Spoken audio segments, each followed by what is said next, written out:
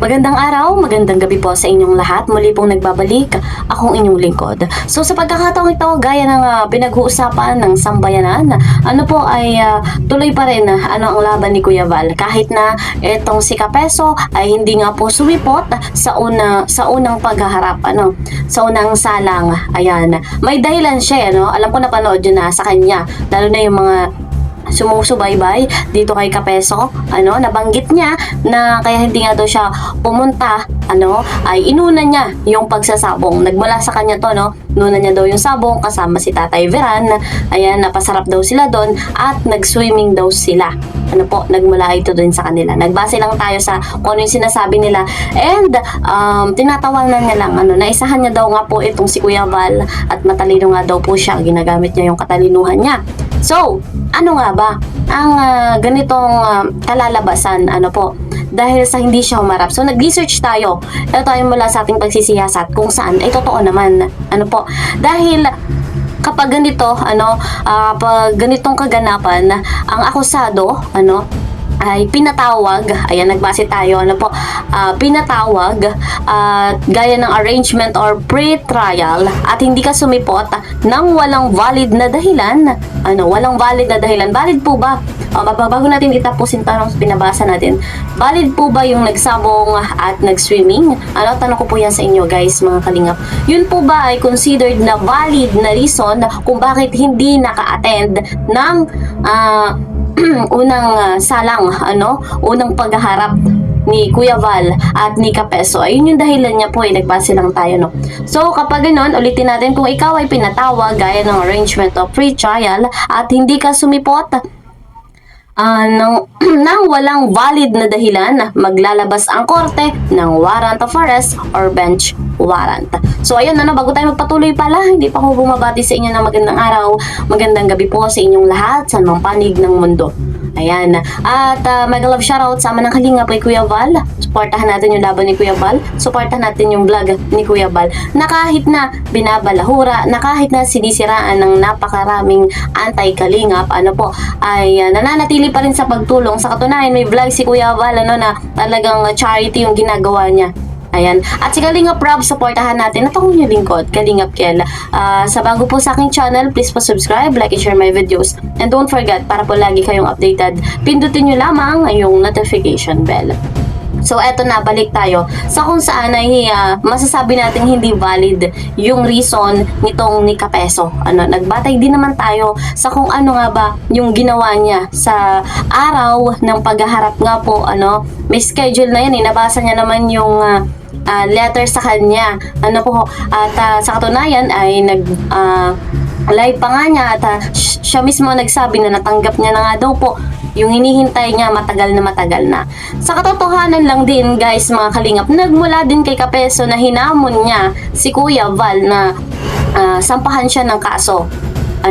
Kung gusto niyong balikan, pwede niyo puntahan sa kanyang live. Pero eto, nagbase lang din tayo sa mismong nagmula sa kanyang bibig. At ganun din, mga Kalingap, nabanggit niya na nagmula din sa kanya, na ang inuna niya nga ay yung pagsasabong at pagsuswimming. Kung totoo man iyon, or sabi-sabi niya yan, sabihin natin sabi-sabi. Pero sinabi niya nga po na galing nga daw po sa pagsasabong at pagsuswimming. So, yun ay hindi valid reason. At ang korte ay maglalabas ng warrant of arrest o bench warrant. So, yun, napakalinaw. So, hindi niya nagpapasakop sa batas. Hindi maganda yung ganitong ginawa ng anti-Kalingap na si Kapeso. So, diyan pa lamang kitang-kita na natin na talagang takot, hanggang salita lamang yung yabang, hanggang salita lang at hindi kayang gawin agad-agad. So tinatawanan niya si Kuya Val na isahan niya daw kasi yung talino niya daw yung ginagamit niya. So, kung talino, kung talino talaga yung ginagamit nitong si Kapeso, hindi niya hinarap yung batas, ibig sabihin, pwede ding gumawa, nang ikababagsak niya mismo. Kagaya ng nabasa natin kanina. So, kung ang reason niya talaga ay yung pagsasabong at pagsuswimming, ay hindi po yun valid. So dahil doon ay pwedeng maglabas ang korte ng warrant of arrest o bench warrant. Malinaw po, malinaw na malinaw yan guys. Maraming nagbigay ng reaction video patungkol sa nangyaring iyan. So pinanood natin, siniyasat natin, talagang talo si Kapeso sa kanyang ginagawa. Kahit sabihin niya na ginagamit niya yung talino, may private attorney siya, at ayun ang kanyang pinaharap. Takot pa rin siya kasi hindi siya yung humarap. Mayabang lang talaga siya sa salita na hindi niya po kayang panindigan yung kanyang sinasabi matapos niyang hamunin si Kuya Val ng debate. Hinahamon niya si Kuya Val, nakasuhan siya, nandyan na, hindi niya pa kayang humarap. Ayan. So, eto yung tao na talagang mayabang sa salita pero hindi niya kayang panindigan sa gawa. So, malinaw na talagang ang layunin ni Kapeso ay pabagsakin ng Team Kalingap. Malinaw na hanggat nabubuhay siya ay gagawa ng kaparaanan para siraan ang samahan ng Team Kalingap, para sirain ang kung gaano kaganda ang ginagawa ng Team Kalingap. Kahit nga po si Carla, masingit ko lang si Carla. Sinasabi niya na si Carla ay gayanin si Viancy, pero mali dahil si Carla talagang loyal yan. Kahit anong gawin niya, malaki ang pagiging loyal niyan sa Team Kalingap, kay Kuya Val at kay Kalingap Rap. So hindi yan mabe-brainwash, hindi yan kagaya ng iba. Si Carla ay hindi basta-basta mabe-brainwash. So balik tayo sa ating pinag-uusapan kanina. So si Kuya Val talagang napakabuti ng layunin niyan sa mundong ito. Alam niyo naman, kahit na binabalahura sa pagkakataong ito, kahit na patuloy pa rin sinisiraan, patuloy din naman si Kuya Val na tumutulong sa may hirap. Sa katunayan, marami ng laptop ang naipamigay dahil sa kabutihan ni Kuya Val. So, ano pa man nagawin ng mga maninira, kagaya nito ni Kapeso, may kalalagyan.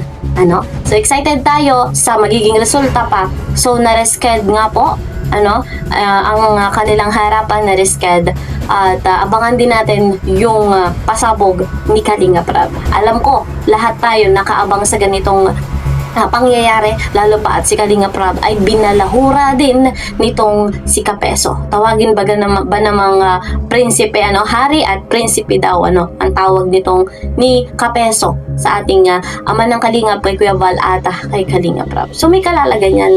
Hindi maaring ganyan lagi, hindi yung sila lang lagi ang gagawa, at syempre si Kalingap Rob, mahal niya ang buong Team Kalingap.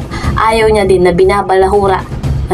Bagamat tahimik lang si Kalingap Rob sa ganitong kaso, sa ganitong pangyayari, abangan natin ang matinding pasabog na talaga din namang hindi pa huhuli. Basta si Kalingap Rob, asahan natin, sure ball tayo. Akala siguro nila binabaliwala ni Kalingap Rob. Akala siguro nila mahina si Kalingap Rob sa ganitong bagay. No, ayan. So, hintayin natin, lalo pa nga at paganda ng paganda ang mangyayari sa Team Kalingap sa ginagawang pagtulong sa mga beneficiary, sa mga pabahay, ayan, sa mga binibigyan ng scholarship, on and off sa camera ay andyan po sila para tumulong sa mga nangangailangan. So abangan pa natin, suportahan natin 100% si Kuya Val at si Kalingap Rob, lalo pa at ang kanilang layunin ay napakaganda. Hindi kagaya ni Kapeso na talagang naninira lamang para magkapera, naninira lamang para may maipakain sa kanyang pamilya. So, dapat iniisip rin po niya yung kanyang mga anak, yung kanyang pamilya, na dadating ang araw na malalaman ng kanyang mga anak na ganito pala yung ginagawa ng kanyang ama. So, masakit yun, syempre naman. Kaya, tingnan pa natin banda-banda riyan kung ano pa magiging resulta at kailan po yung second harapan nila. Abangan natin yan. Hanggang dito na lamang po muna. See you po sa next video. Mag-iingat po kayo palagi. God bless everyone. God bless Team Kalingap. Bye-bye!